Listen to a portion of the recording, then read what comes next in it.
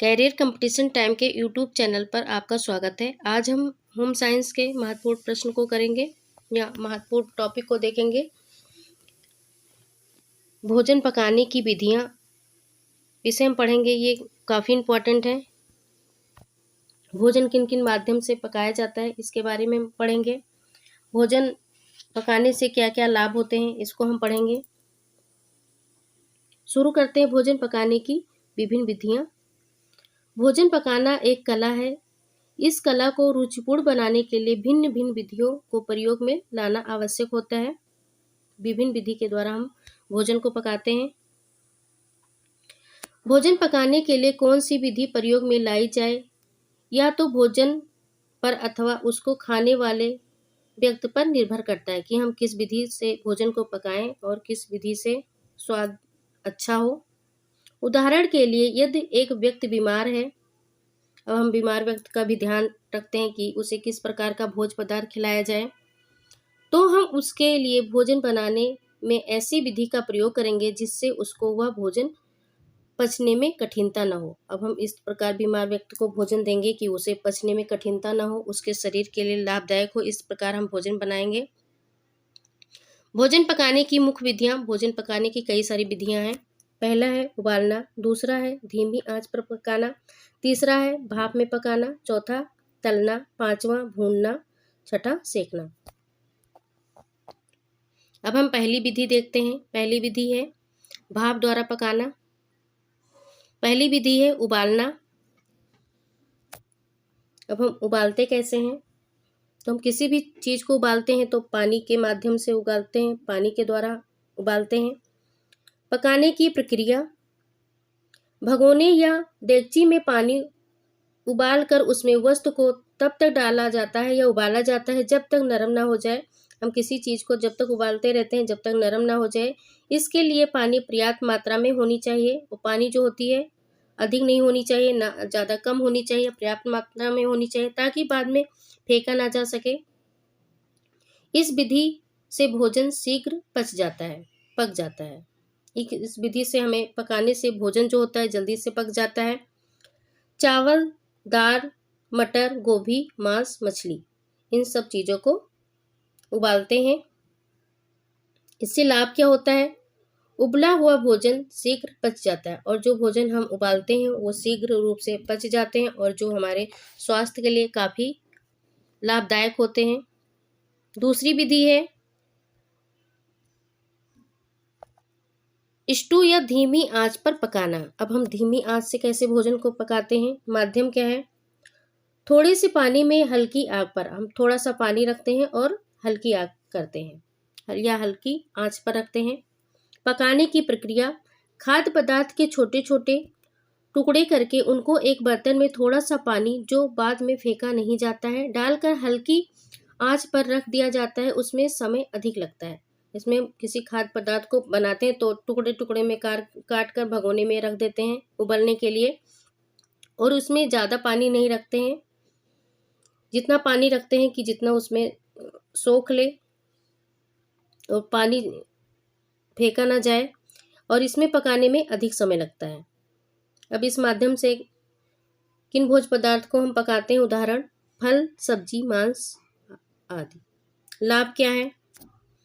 भोजन हल्का व शीघ्र पचने वाला हो जाता है। यह एक अल्पव्ययी विधि है। इसमें से कम ईंधन की आवश्यकता होती है।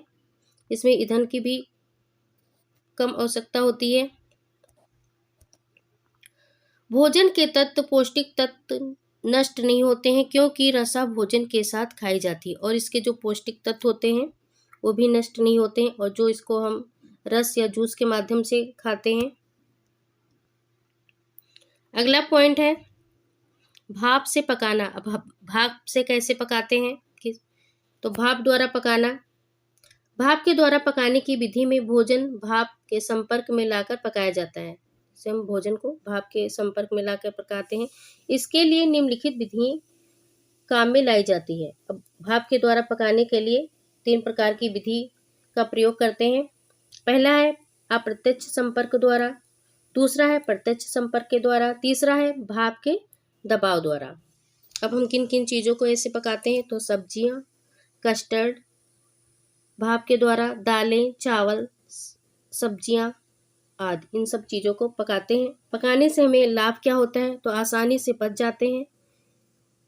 दूसरा है भोजन के तत्व नष्ट नहीं होते हैं, और जो भोज्य पदार्थ होते हैं उसके जो तत्व होते हैं, कई सारे तत्व पाए जाते हैं भोज्य पदार्थ में, तो वे नष्ट नहीं होते हैं। और भोजन की रचना व रूप में कोई परिवर्तन नहीं आता है, और भोजन या उनके रचना और रूप में कोई परिवर्तन नहीं आता है। अब हम देखेंगे अप्रत्यक्ष संपर्क के द्वारा किस प्रकार पकाते हैं भोज्य पदार्थ को। एक पतीले में पानी उबालकर भाप से पकाया जाने वाला भोजन छोटे पतीले में डालकर बड़े पतीले के उबलते हुए पानी में रख कर दिया जाता है। छोटे पतीले का मुंह चिकनाई वाले कागज में बांध दिया जाता है, जिससे पानी भोजन में न चला जाए। बड़े पतीले वाले पानी उबलने से भाप बनती रहती है, जो पतीले के मुंह पर आती है। तो इसमें हम इस प्रकार से पकाते हैं कि जैसे बड़ा सा कोई भगोना ले लेते हैं, वो पानी से भर देते हैं, उसमें छोटा सा भगोना रखते हैं और छोटे वाले भगोने में खाद्य पदार्थ डालते हैं, और जो छोटा वाला भगोना होता है उसका मुंह हम किसी कपड़े से बांध देते हैं, जिससे भोज्य पदार्थ बाहर ना निकले। और बड़े वाले भगोने को हम बर्तन से ढक देते हैं, जिससे भाप बनता रहता है और भोज्य पदार्थ पक जाता है अच्छे से। अगला है विधि है प्रत्यक्ष संपर्क द्वारा। अब हम प्रत्यक्ष संपर्क के द्वारा कैसे पकाते हैं। एक पतीले में पानी डालकर आंच पर रखकर पतीले का मुंह मलमल के कपड़े से बांध दिया जाता है। फिर कपड़े के ऊपर पकाने वाली सब्जियां, फल इत्यादि रखकर उन्हें ढक दिया जाता है। पतीले में पानी भाप कपड़े के द्वारा भोजन में पहुंच जाता है और भोजन को पका देता है। अब इस माध्यम से पकाते हैं, जैसे एक बड़ा सा बर्तन लेते हैं, उसमें पानी भर देते हैं, उसके ऊपर जो भोज्य पदार्थ पकाना होता है उसे बर्तन को कपड़े से ऐसे बांध देते हैं।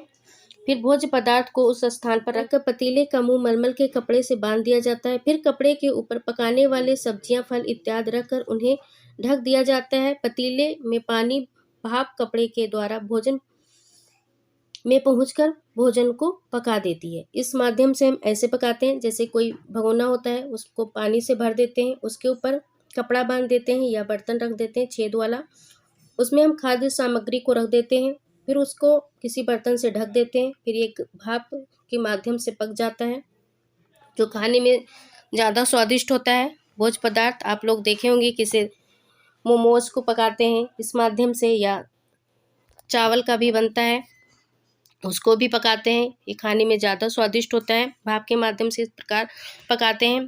तीसरा है भाप के दबाव द्वारा पकाना। इस विधि द्वारा भोजन जो होता है प्रेशर कुकर में पकाया जाता है।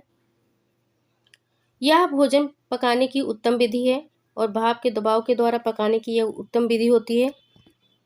इससे क्या लाभ होते हैं, भोजन के पौष्टिक तत्व नष्ट नहीं होते हैं, और जो इसके माध्यम से पकाते हैं तो भोजन के पौष्टिक तत्व नष्ट नहीं होते हैं, सुगमता से पच जाते हैं, आसानी से पच जाते हैं। ईंधन, श्रम और समय की बचत होती है, इसमें तीनों की बचत होती है, ईंधन, श्रम और समय तीनों की बचत होती है। चौथा है तलना। अब हम तल के किन भोज्य पदार्थ को पकाते हैं, तो तलते किससे हैं, घी या तेल के माध्यम से हम तलते हैं। यहाँ भोजन दो विधियों से पकाया जाता है। पहला है उथली विधि द्वारा, दूसरी है गहरी विधि द्वारा। अब हम उथली विधि से कैसे भोज्य पदार्थ को पकाते हैं।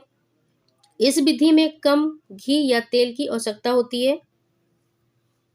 जैसे हम पराठा बनाते हैं, कटलेट बनाते हैं, तो इसमें कम घी या तेल की आवश्यकता होती है। इसके क्या लाभ हैं, तो गर्मी के कारण भोजन की ऊपरी परत कठोर हो जाती है, और इससे भोज्य पदार्थ का स्वाद एवं बहुत से भोज्य तत्व जो होते हैं बाहर निकल आते हैं। दूसरा है गहरी विधि।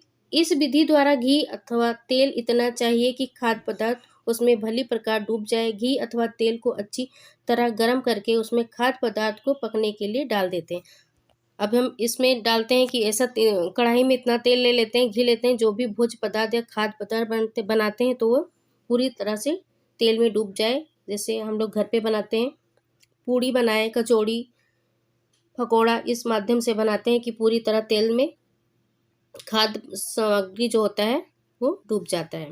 अब ये क्या होता है, इससे लाभ है, खाने में भोज पदार्थ जो होता है काफ़ी स्वादिष्ट होता है। अगली विधि है भूनना।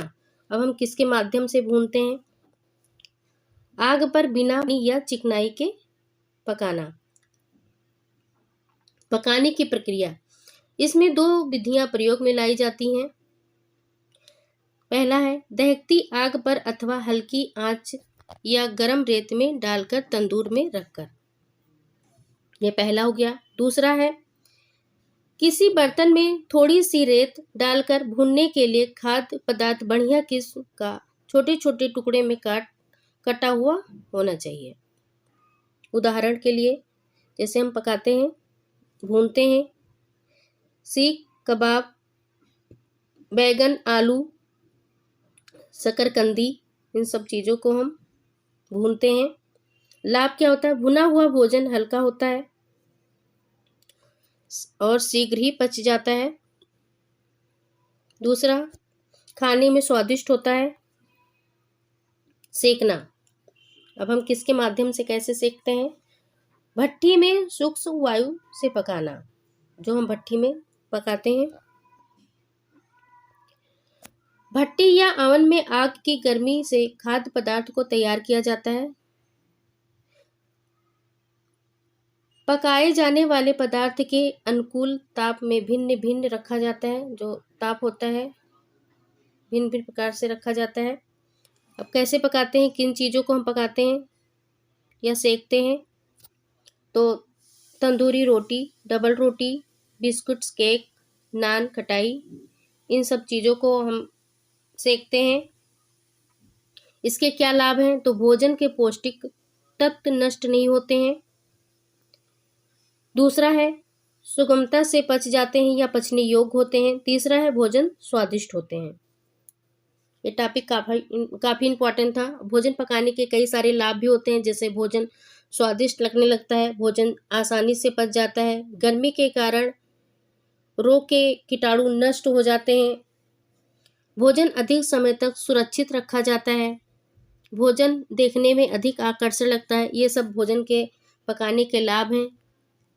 इस प्रकार और सारे टॉपिक बनाएंगे वीडियो का।